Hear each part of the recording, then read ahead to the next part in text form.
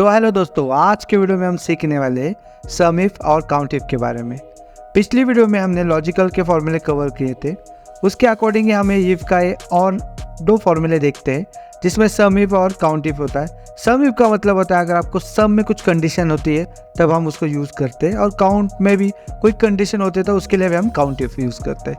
तो चलो प्रैक्टिकली करके देखते हैं ये फॉर्मूले कैसे यूज़ होते हैं। तो यहाँ पे अपनी शीट पे एम्प्लॉयज़ के नाम है, उनके रीजन है, कस्टमर्स है, उनके कितने कस्टमर्स है, वो क्वांटिटी है, और उससे उन्होंने कितना रेवेन्यू जनरेट किया वो है। तो हमें क्या करना है, तो हमें टास्क मिला अगर यहाँ पे अगर हम एम्प्लॉय का नाम लिखते हैं तो उसका टोटल सेल्स यहाँ दिखना चाहिए और एम्प्लॉय का काउंट भी दिखना चाहिए, मतलब उसने पर्टिकुलर कितनी बार वो रिपीट हुआ है अपने डेटा में। तो ये दो कंडीशन के अकॉर्डिंग मुझे डेटा चाहिए था। तो जब भी ऐसा क्वेश्चन आता है तो याद रखना, अगर आपको सम में कंडीशन है, कंडीशन क्या है, एम्प्लॉय का नाम, तो जब भी ऐसी कंडीशन आती है तो हम इफ का यूज करते हैं।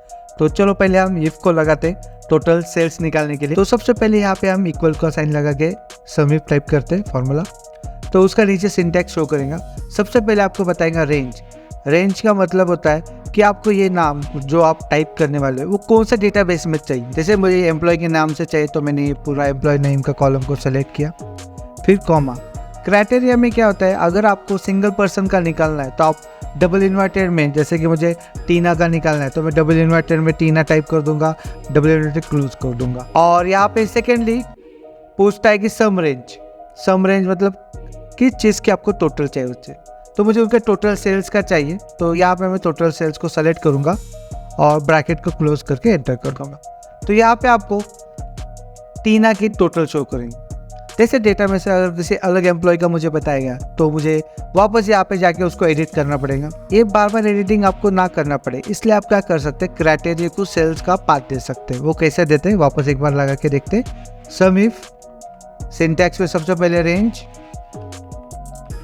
फिर कॉमा, फिर क्राइटेरिया। लास्ट टाइम हमने टाइप किया था तो इस बार हम टाइप नहीं करेंगे, सेल्स का पाथ देंगे। जैसे कि मैं यहाँ पे जो भी नाम टाइप करूँगा एम्प्लॉयज़ का तो उसके अकॉर्डिंग मुझे उसका आउटपुट दिला।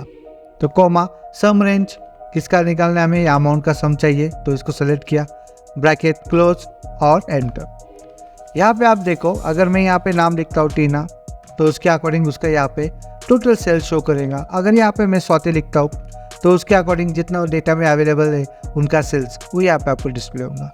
उसके अकॉर्डिंग यहाँ पे हमें ना काउंट भी चाहिए था, मतलब स्वाति कितनी बार रिपीटेड है अपने डेटा में। तो काउंट में भी कंडीशन है। कंडीशन क्या है कि उस पर्टिकुलर व्यक्ति का ही चाहिए।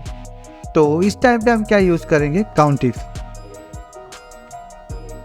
तो काउंट इफ में सबसे पहले आपको क्या सिंटैक्स क्या कह रहा है, उसका रेंज मतलब कहाँ से ढूंढना है, इस डेटाबेस से ढूंढना है, कोमा।